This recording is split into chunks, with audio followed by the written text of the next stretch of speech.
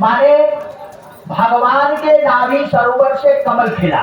ध्यान दीजिएगा, ये जो मैं अभी आपको भगवान राम की वंशावली सुनाने जा रहा हूँ, ये भगवान राम की वंशावली सुनने से हमारे 10 लाख जन्म के जितने भी पाप हैं वो सारे पाप भस्म हो जाते हैं आपका सुनने से और हमारा सुनाने से। हम दोनों जन का लाभ होने वाला है। इसलिए परम शांति के साथ भगवान राम के वंशावली का वर्णन सुने। इसके सुनने से हमारा आप दोनों जन का लाभ होगा। तो आइए ध्यान से सुनिए। सबसे पहले ध्यान से सुनिए। भगवान के नाभि सरोवर से कमल खिला। उस कमल में ब्रह्मा की उत्पत्ति हुई। ब्रह्मा तपस्या किए, भगवान कृष्ण दर्शन देने आए। भगवान कृष्ण ने कहा कि सृष्टि करो। ब्रह्मा ने कहा ठीक है महाराज। तो ब्रह्मा ने बिना पत्नी के, पत्नी नहीं थी, अकेले थे, अपने तपस्या के बल से 4 पुत्र उत्पन्न किए। सनत, सनंदन, सनातन, सनत कुमार। और इन चारों को सनकादि ऋषि कहते हैं। ब्रह्मा ने उन चारों से कहा बेटा तुम लोग जाओ तपस्या करो और जब बड़े हो जाओगे तुम्हारा विवाह करेंगे। जब वो चारों गए तपस्या करने के लिए तो उनकी तपस्या से प्रसन्न होकर भगवान कृष्ण जब दर्शन देने आए तो उन चारों ने कहा प्रभु आप हमें ऐसा वरदान दे कि हम सदा 5 साल के बालक ही बने रहे, क्योंकि पिताजी ने कहा है ब्रह्मा ने कि बड़े हो जाओगे तुम्हारा विवाह कर देंगे और जब विवाह कर देंगे तो मोह माया जंजाल में फंस जाऊंगा।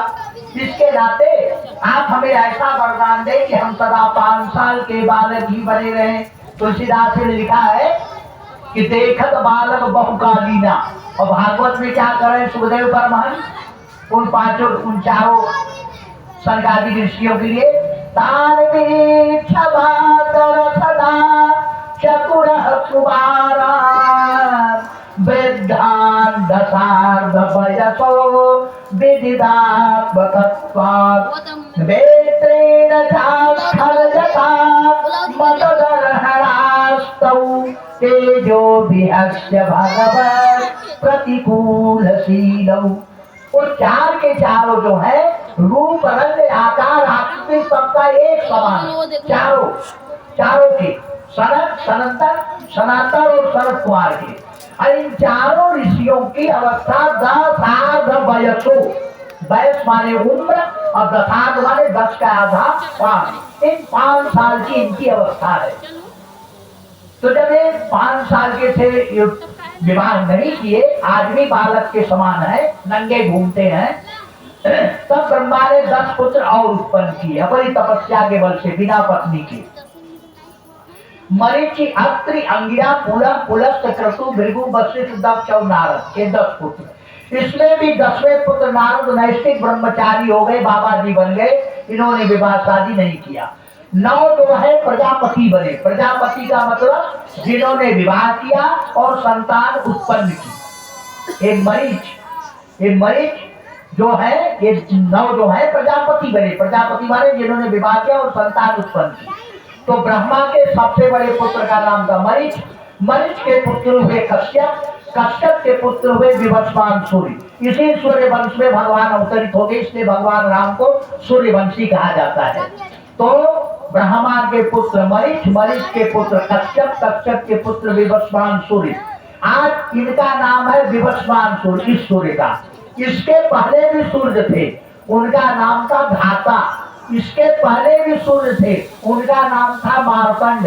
इसके पहले भी सूर्य थे, उनका नाम था भग। उसके पहले भी सूर्य थे, उनका नाम था हिरण्यगर्भ, मार्तंड। ऐसे ढेर सारे नाम है, 12 आदित्य होते हैं। लेकिन इस समय जो हमारे सूर्य है उस सूर्य का नाम है विवस्वान सूर्य। विवस्वान सूर्य की संज्ञा नाम के पत्नी के गर्भ से एक पुत्र हुआ जिसका नाम था श्राद्ध देव। श्राद्ध देव का ही दूसरा नाम है वैवस्वत मनु। वैवस्वत मनु की पत्नी का नाम है श्रद्धा देवी। श्रद्धा देवी के गर्भ से वैवस्वत मनु को 10 पुत्र हुए। इक्ष्वाकु नृग सरयाति दिष्ट धृष्ट करुषण नरिश्चंद्र प्रसाद नभग और कवि, ये 10 पुत्र हुए। इसमें सबसे बड़े पुत्र का नाम था इक्ष्वाकु। इक्ष्वाकु के 100 पुत्र हुए, जिसमें सबसे बड़े पुत्र का नाम था विकुक्षी। विकुक्षी के पुत्र हुए पुरंजय, पुरंजय के अनेना, अनेना के विश्वरंज, विश्वरंज के चंद्र, चंद्र के योनाश, योनाश के साबस, साबस के बृहदस्व, बृहदस्व के कुबलयास। एक कुबलयास बड़े बलशाली थे। इन्होंने उत्तंग मुनि को प्रसन्न करने के लिए अपने 21,000 पुत्रों को साथ में लेकर के धुंधु नामक दैत्य का वध किया। इसलिए कुबलयास का एक नाम पड़ा धुंधमार। परंतु जिस समय कुबलयास अपने 21,000 पुत्रों को साथ में लेकर के धुंधु नामक दैत्य का वध कर रहे थे, उस समय धुंधु नामक दैत्य के मुख से निकली हुई अग्नि में इनके 21,000 पुत्रों में से 3 पुत्रों को छोड़कर बाकी समस्त पुत्र जल करके भस्म हो गए। कुबलयास के बचे हुए 3 पुत्रों के नाम है दृढ़ास, कपिलास और भद्रास। दृढ़ास के पुत्र हुए हरियास, हरियास के निकुंभ, निकुंभ के बरहणास, बरहणास के कृषास, कृषास के सेनदीप, सेनदीप के पुत्र हुए योनास, योनास के पुत्र हुए मानधाता। मानधाता के 3 पुत्र हुए अम्बरीश, पुरकुश, मुचकुंद। अम्बरीश के पुत्र हुए यवनास, यवनास के पुत्र हुए हारिस, हारिस सन्यासी हो गए। इसके नाते इनकी वंशावली आगे नहीं बढ़ सकी। मानधाता के दूसरे पुत्र का नाम था पुरकुश। पुरकुश का विवाह हुआ नागों की बहन नर्मदा से। नर्मदा के गर्भ से पुरकुश को एक पुत्र हुआ जिसका नाम था त्रसदस्यु। त्रसदस्यु के पुत्र हुए अनरण्य, अनरण्य के हरियासु, हरियास के अरुण, अरुण के त्रिबंधन, त्रिबंधन के सत्यव्रत। इसी सत्यव्रत का नाम त्रिशंकु था। सत्यव्रत त्रिशंकु के पुत्र हुए हरिश्चंद्र, हरिश्चंद्र के रोहित, रोहित के हरित, हरित के चंब, चंब के सुदेव, सुदेव के विजय, विजय के भरुक, भरुक के ब्रिक, ब्रिक के बाहुक, बाहुक के सगर। सगर की 2 पत्नियां थी। पहली पत्नी का नाम था सुमति, दूसरी पत्नी का नाम था केसरी। राजा सगर को पहली पत्नी सुमत से 60,000 पुत्र हुए। ये 7,000 पुत्र अपने पिता राजा सगर के 100वें अश्वमेध यज्ञ का घोड़ा खोजने के लिए कपिल मुनि के आश्रम में गए और कपिल मुनि के गोधाग्नि में 7,000 पुत्र जल करके भस्म हो गए। अब राजा सगर की दूसरी पत्नी का नाम था केसरी। केसरी से एक पुत्र हुआ जिसका नाम था असमंजस। असमंजस के पुत्र हुए अंशुमान, अंशुमान के पुत्र हुए दिलीप, दिलीप के पुत्र हुए भगीरथ, जिस भगीरथ ने गंगा को पृथ्वी पर लाया और अपने 7,000 पुरखों का उद्धार किया।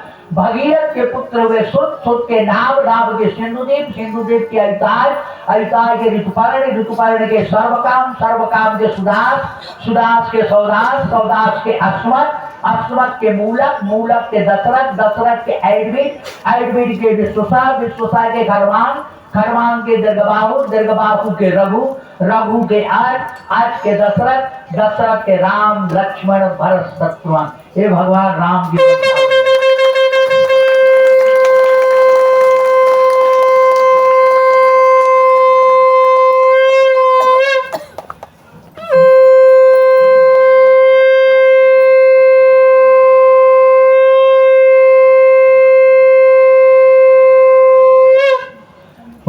श्याम रामचंद्र की। तो इस तरह से